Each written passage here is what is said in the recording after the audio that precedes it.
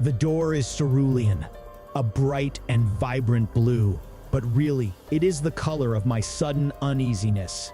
The feeling creeps up me slowly, jumps out at me dauntingly, and I am frozen in it. If the door were a mirror, and how I wish it were as innocent as a mirror, I would see my face reflected back to me, and it would tell me to run.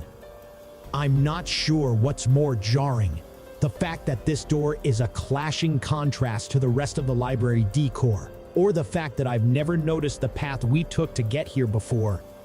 I suppose there are better things to do freshman year than look for the oddities and notice the details inside the university library. Or maybe it's the subtle shift in his gaze that is so jarring, the way his grip on me transforms, and the way his voice now suddenly holds something heavy, concealed behind his hardened whispers. It seems impossible to retreat now, and even if I had the courage to turn and run away, following my screaming gut all the way down the stairs and out the library doors, there is still a part of me that is curious, hopeful, lustful. Wasn't dating a professor supposed to feel dangerous? Wasn't that how it felt just moments ago when he'd pressed me up against the wall of shelved books downstairs and kissed me? And I thought to myself, is there anything more thrilling than this?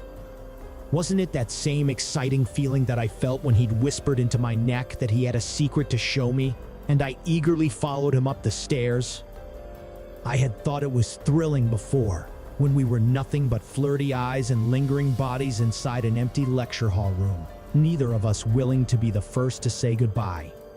He'd chipped away at his desk with his nails, while I'd fingered it, tracing circles and pathways across the dark mahogany wood, each stroke a question.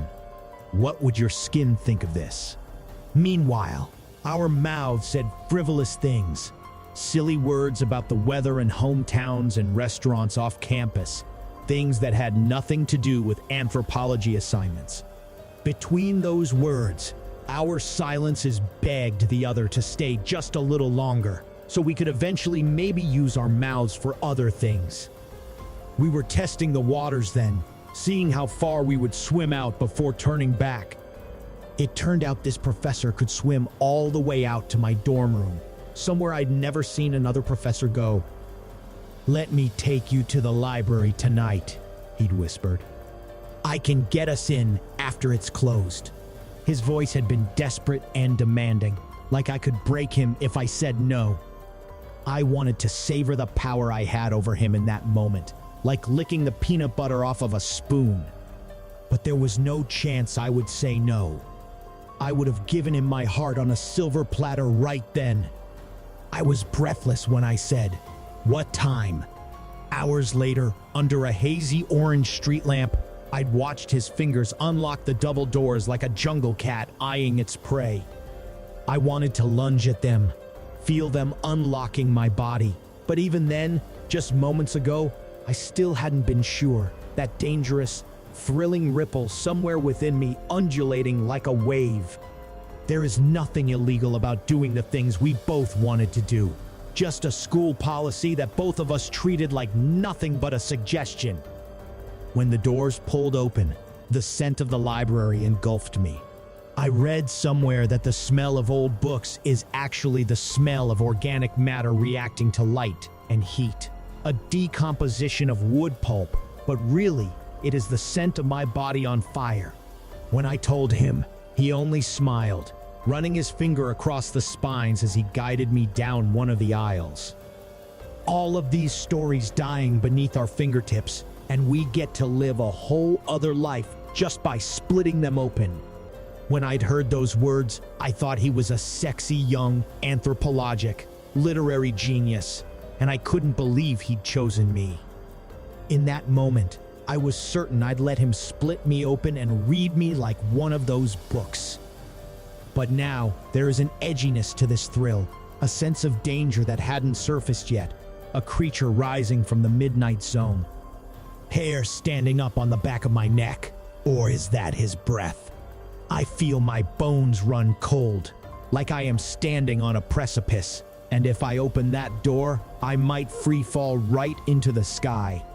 "I've never showed anyone this before," he lies, but I barely register his words. My mind lost in a tumbleweed of disregarded warnings from my mother, from friends, from school advisories, the university campus newspaper, THREF, SHS, LMISS, ING. He wraps his arms around my waist, like we are comfortable lovers now. Like the one kiss we shared downstairs turned our student-teacher relationship into something more intimate. I lean into it, still playing the part of the brave girl. I thought I wanted that. I followed him up those stairs wanting just that. There is still a part of me that does. Fear has stolen many of these experiences from me, and I'd promised this year would be different, didn't I? I shouldn't take hold of the doorknob, but I do, and I hear him giggle behind me. It sounds like victory. It sounds like, good girl. There's no creak when I turn it.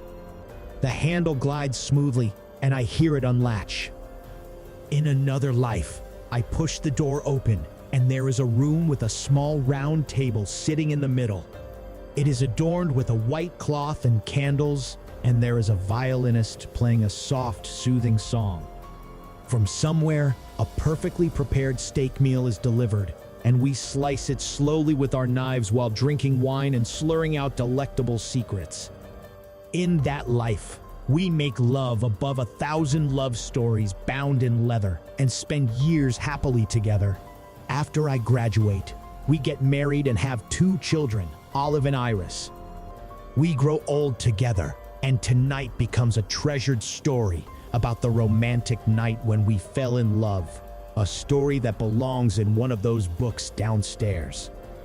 In another life, I open the door, and there is a boring room with a game of chess set up for us on a table in the corner. We play a few rounds, him winning twice before he finally lets me win once. I pretend to love it, and we date in secret for a few months before things fizzle out. Maybe there's a dramatic ending, and I spend a summer lovesick and cursing his name, knowing I'll never forget the year I dated my college professor. In another life, I let the door handle go and sprint down the stairs, running faster than I ever have all the way back to my dorm room. I tell my roommate all about it, and wonder if I let my fear make a fool out of myself again. In this life, I push the door open, and there is a room that has no table, no white cloth, and no chessboard. There is a room with 4 walls, ones I wish had mirrors on them so I could see my reflection. The realization settling in my eyes would tell me there's a shark in the water, to swim fast, even though I know it's too late. They would tell me the truth, that I might never see the color cerulean again,